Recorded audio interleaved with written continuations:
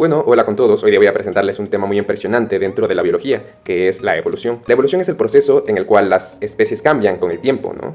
Y para que esto pueda pasar, tienen que haber distintos factores. Primero vamos a hablar de la microevolución. La microevolución son los pequeños cambios que ocurren dentro de las poblaciones de una especie a lo largo de las generaciones.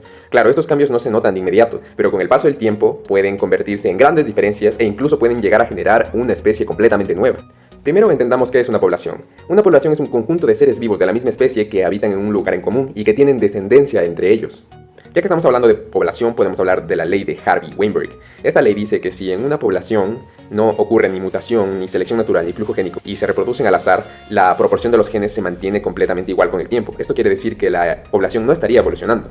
Pero claro, esto en situaciones normales no ocurre en la naturaleza, ¿no? Entonces, si en una población ocurren pequeños cambios, estarían evolucionando, es decir, no cumplirían con esta ley. Y es eso, para eso sirve la ley, como un punto de comparación. Ahora vamos a hablar sobre esos factores que causan los cambios, o sea, la microevolución. Primero vamos con la mutación. La mutación son cambios dentro del ADN, como por ejemplo el error de la replicación de la información genética. A veces no causan nada, pero a veces pueden generar una nueva característica. Gracias a la mutación tenemos nuevas versiones de genes, las cuales se pueden transmitir a distintas generaciones. La migración, esto ocurre cuando personas de una población van a otra población y se reproducen entre ellas. Al realizarlo, trasladan sus genes a la población nueva, lo que permite tener genes nuevos. La deriva genética es un cambio aleatorio en la frecuencia de los genes. Esto ocurre más en poblaciones pequeñas. Y finalmente tenemos la selección natural. Esta favorece a los individuos con características que les ayudan a sobrevivir y a reproducirse, transmitiendo esos genes de generación en generación.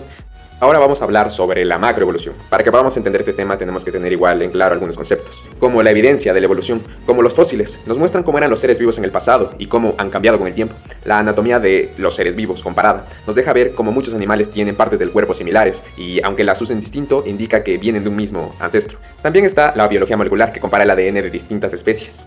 Cuanto más parecidos sean sus genes, más conectadas están evolutivamente.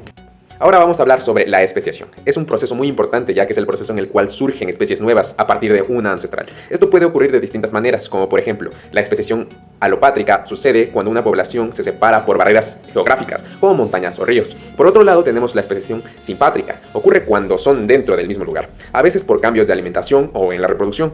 Gracias a estos dos mecanismos, tenemos que la evolución genera diversidad en las especies que vemos hoy en día. Ahora hablemos sobre el concepto de especie. Una especie es un grupo de organismos similares que pueden reproducirse entre sí, hablando biológicamente, que se parecen físicamente, morfológicamente, o que comparten un ancestro en común, filogenética.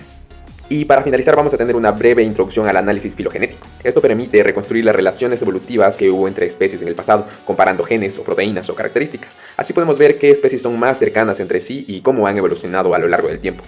En resumen, la microevolución y la macroevolución son muy importantes para la evolución. Gracias por su atención.